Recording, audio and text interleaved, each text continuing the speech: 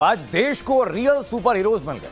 मेरे पीछे वो तस्वीर देखिए, और ये तस्वीर में जो चार चेहरे आप देख रहे हैं, ये हैं वो रियल सुपर हीरोज। तो भारत जो है वो हर आने वाले दिन में कोई ना कोई ऐसी चीज जरूर कर रहा है जिससे वो अपनी आवाम को इंस्पायर कर रहा है। इसरो में 1800 करोड़ रुपए के 3 स्पेस इंफ्रास्ट्रक्चर प्रोजेक्ट का उद्घाटन किया और देश के पहले 9 स्पेस मिशन गगनयान का रिव्यू किया। ये एक गगनयान मिशन है जो कि इंडिया का कहा जा रहा है first human space flight programme है। कहा जा रहा है कि इसके हवाले से जो इसरो है उसके सेंटर्स के अंदर ये बड़ी तैयारी हो रही थी और ये प्लान था 2024-25 में कभी भी इसको लॉन्च किया जा सकता है। देश पहली बार अपने 4 गगनयान यात्रियों से परिचित हुआ। ये सिर्फ 4 नाम और 4 इंसान नहीं है, ये 140 करोड़ एस्पिरेशंस को स्पेस में ले जाने वाली 4 शक्तियां हैं। पीएम मोदी ने साफ कहा कि ये दशकों बाद है जब भारत वापस अंतरिक्ष में पहुंचने जा रहा है। पीएम मोदी ने इसरो का सबसे बड़े सेंटर का ऐलान भी किया। चांद के साउथ पोल में तिरंगा लहरा चुका है और 2035 तक का लक्ष्य रखा गया कि भारत का अंतरिक्ष में अपना स्टेशन होगा, एक वैश्विक ताकत के तौर पर। लगता तो यह है कि जैसे मैंने कहा कि India wants to join the elite club, that is the first thing. कोई भी मुल्क जो स्पेस में इनोवेशंस कर रहा है या उसमें वो उस दौड़ में पार्टिसिपेट करना चाहता है, तो एक तो उसके कमर्शियल बेनिफिट्स भी हैं। आप कम्युनिकेशन के ज़राए बेहतर हो जाते हैं, आप उससे पैसा भी कमा सकते हैं। उसके साथ साथ ये डिफरेंट मुल्कों में एक तरह से टेक्नोलॉजी की रेस भी होती है, एक नेशनल प्राउड भी होता है कि हम ये कर रहे हैं और इससे पूरी कौम को एक मोटिवेशन मिलता है। IMF को लिख के दे देंगे, तूफान आएगा इस महंगाई के साथ, क्योंकि वजह ये है किस्तें आपने देनी चीमा साहब। इनकी 8 अरब डॉलर की किस्तें उन्होंने नहीं देनी, आपने देनी है। आपके खून से किस्तें लिखी जाएंगी, आपके गुर्दे बेचे जाएंगे, ये हो रहा है। और किसी माई का लाल कभी तक पैदा नहीं हुआ जो इस सारे सिस्टम को चैलेंज करे।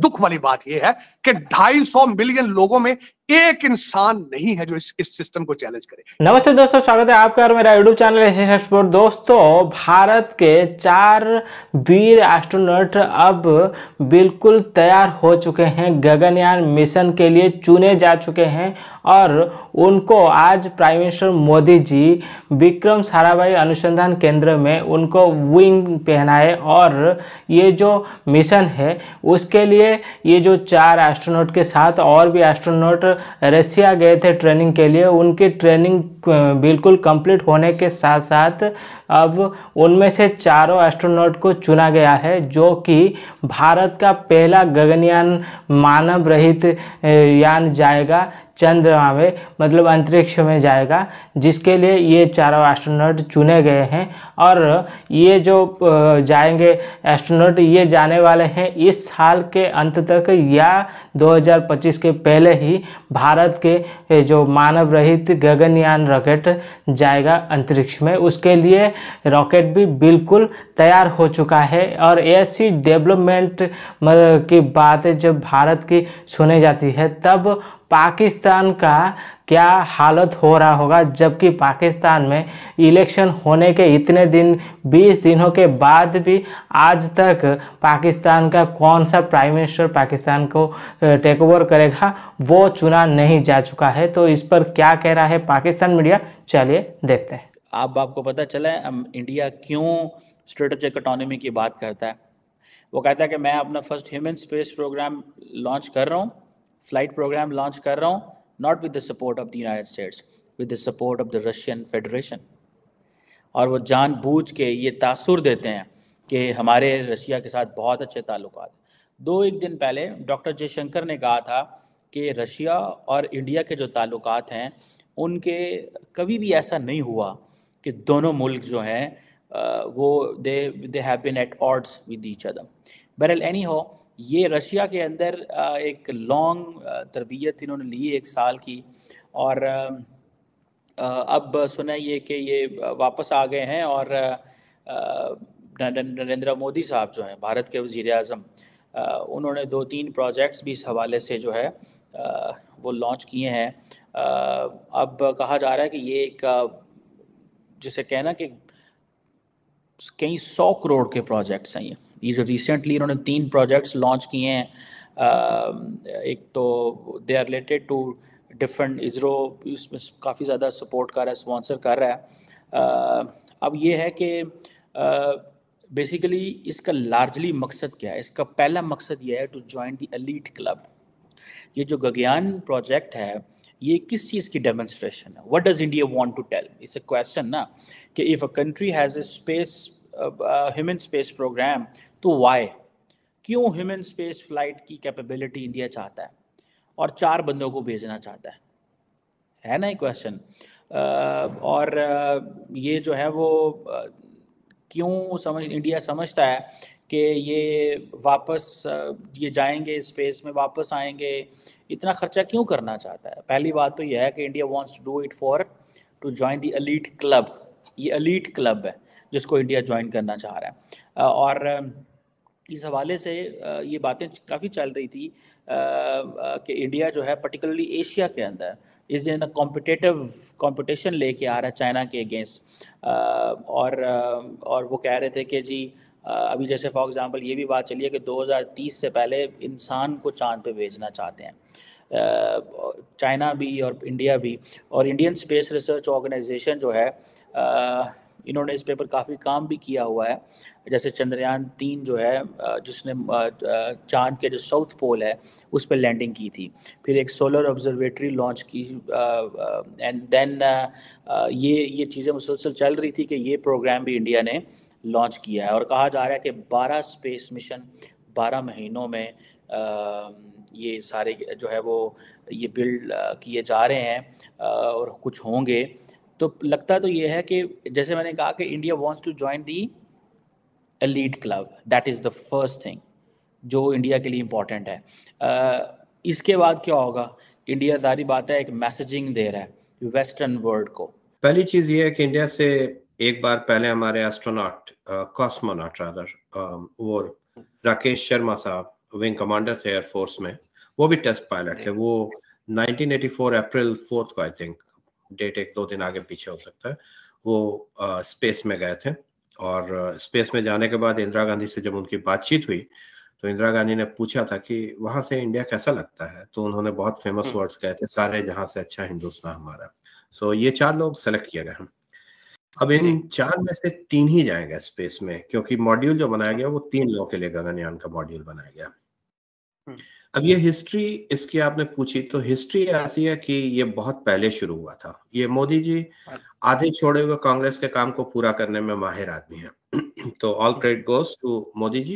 हमने ये देखा है कि इंडिया अपने स्पेस साइंसेस में बहुत ज्यादा इन्वेस्ट करता है। अगर हम इसरो की बात करें तो इसरो का नाम पूरी दुनिया में जाना जाता है, पहचाना जाता है, लेकिन अगर हम स्पार्को की बात करें तो हमारे स्पेस साइंसेस के स्टूडेंट्स को नहीं पता कि स्पार्को क्या होता है। और स्पेस साइंस डिपार्टमेंट का आप जाकर हाल भी देख लें तो आप देखेंगे कि वहां पर किस तरह खंडर के जो है मनाजिर नजर आ रहे हैं। देखिए, फर्स्ट ऑफ ऑल अगर इंडिया का कंपैरिजन किसी के साथ बनता है ना तो वो चाइना के साथ करना चाहिए। अगर इंडिया को आप पाकिस्तान के साथ कंपेयर करते हैं तो इंडियंस अपनी इंसल्ट खुद करते हैं। उन्हें हर वक्त हमारे टॉपिक पे बात नहीं करनी चाहिए, because we are too small in front of them. ना तो हमारी इकोनॉमी उतनी है, ना हमारा साइज उतना है, और हमारे अपने ही यूनिक मसाइल हैं। तो अगर देखें, इंडिया हमसे कंपैरिजन करता है नहीं, ये तो हम पाकिस्तान के अवाम और पाकिस्तान के आला हुकाम सियासतदान जो है अपना कंपैरिजन इंडिया के साथ करते हैं कि हम ये कर देंगे, हम वो कर देंगे।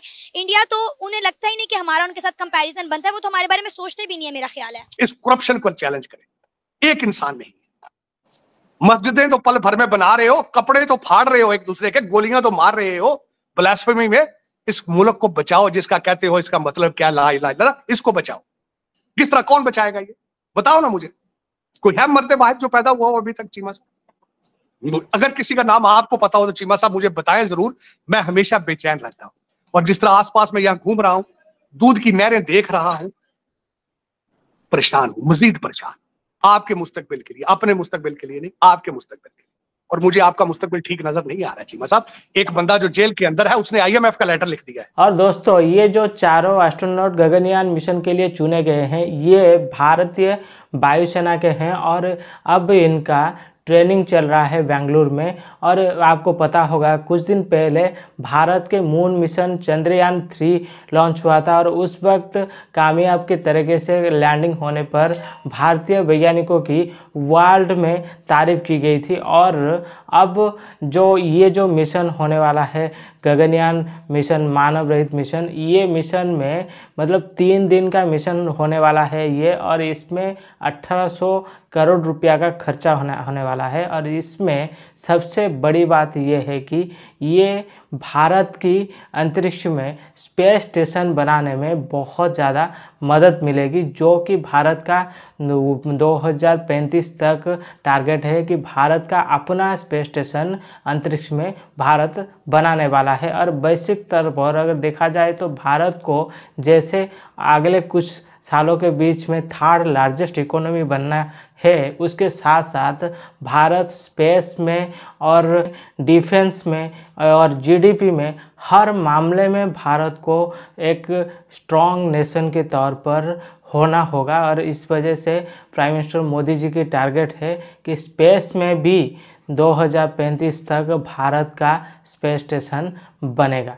तो दोस्तों अगर देखा जाए तो दूसरी तरफ हमारे जो पड़ोसी मुल्क पाकिस्तान, वो कंगाली के तौर पर कटोरा पकड़कर भीख मांग रहा है। अभी हाल ही में आईएमएफ के सामने बेल आउट पैकेज आईएमएफ ने डिक्लेयर किया है $6 बिलियन की, और वो भी उस वजह से है कि वो पाकिस्तान असला बारूद बेचेगा यूक्रेन को, और आईएमएफ पाकिस्तान को बेल आउट पैकेज देगा $6 बिलियन की, वो भी भीख में।